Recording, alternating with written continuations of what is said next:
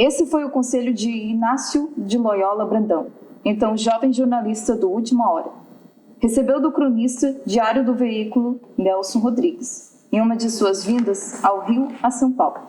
Quando perguntado como ele arranjava assunto para escrever todos os dias, olhar pela janela, uma prática da qual Brandão já era adepto desde que a professora Lourdes, lá na sua infância em Araraquara, ensinava que a inspiração para as redações não viria assim, do nada. Ela apareceria naturalmente para que soubesse prestar atenção lá fora, no jardim, nas ruas, na natureza, falando com as pessoas, olhando ao redor.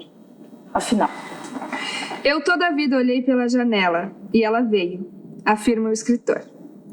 Com mais de 40 livros publicados e traduzidos para diversos idiomas, membro da Academia Brasileira de Letras desde 2019 e premiadíssimo com suas obras, Brandão conta que um dos reconhecimentos mais emocionantes para ele foi o Prêmio Machado de Assis, pelo conjunto de sua obra na edição de 2016. Outras situações marcantes para o escritor estão contidas em suas inúmeras viagens pelo país, sendo a maioria delas levado pela literatura. E em todos os lugares em que ele chega, a primeira visita é a biblioteca da cidade. Ele conta que na Berlim de 1982 estava acontecendo o Festival Horizonte de Arte e Literatura, e especificamente nessa edição com foco na América Latina. Lá eu presenciei uma leitura entre os grandes Günter Grass e Juan Rulfo, em uma biblioteca abarrotada de gente. O Rulfo, um velhinho muito simpático, esqueceu os óculos e, por conta da idade avançada, não poderia prosseguir sem eles. Demoraria muito tempo para buscarem no hotel. Então, Grass ofereceu o seu, que serviu bem a ambos. E foi muito bom assistir esses dois gênios trocando os óculos a cada leitura. Um dos grandes momentos da minha vida foi ter presenciado esse gesto, relembra Brandão. Ainda falando em bibliotecas, o escritor tem muitas histórias na coleção.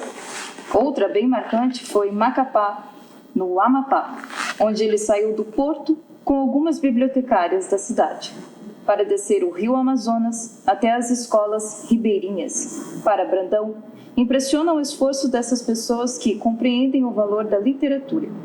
Inclusive o seu pai, um ferroviário humilde, com um salário modesto, que conseguiu montar uma biblioteca com mais de 1.000 livros. Ele foi juntando os livros desde a juventude.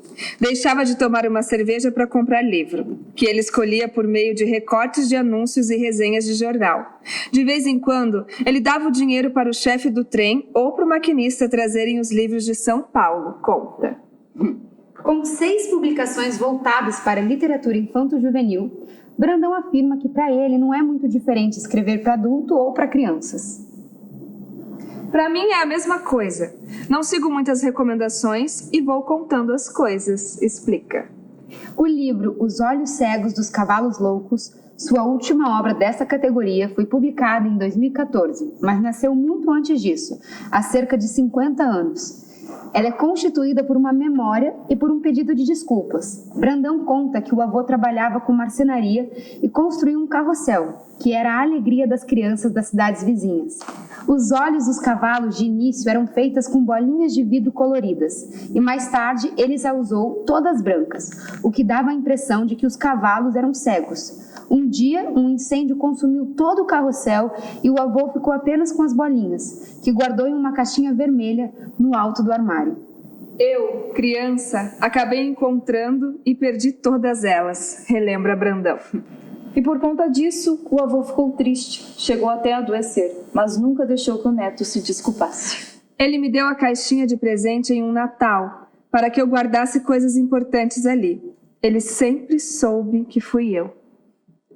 Não foi fácil para o autor narrar esse acontecimento. Segundo ele, nunca ficava bom. Até que em 2012, numa mesa literária com a jornalista e escritora Marina Colossante, durante a 31ª edição da Semana Literária e Feira do Livro Sesc, em Maringá, cada convidado teria que terminar contando uma história. Eu torci para contar a minha primeiro, porque dificilmente eu superaria qualquer história da Marina.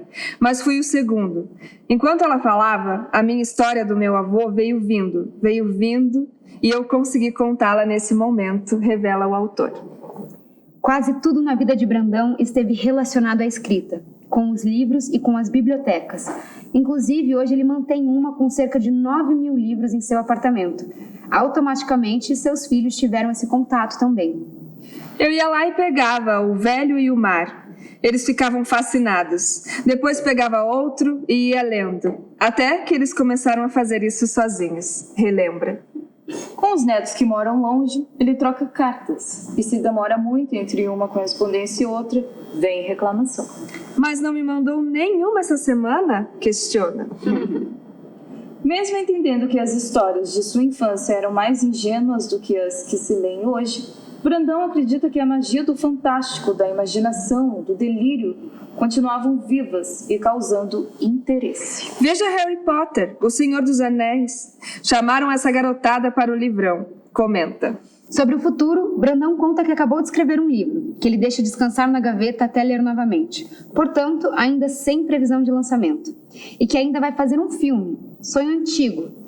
O que ele quer agora é construir uma biblioteca no pequeno distrito de Cangalha, no sul de Minas, na Mantiqueira, próximo ao refúgio que construiu com a esposa, respirando o ar da Mata Atlântica. Há uma pequena escola desativada e tenho livros que não abro há tempos. E a Ana Maria Machado já doou uma caixa de livros.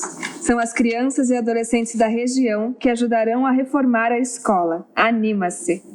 A Vitória, que adora leitura e cuja mãe é empregada doméstica, avisou que quer trabalhar na biblioteca. Já temos a primeira funcionária. Finaliza. Que amor.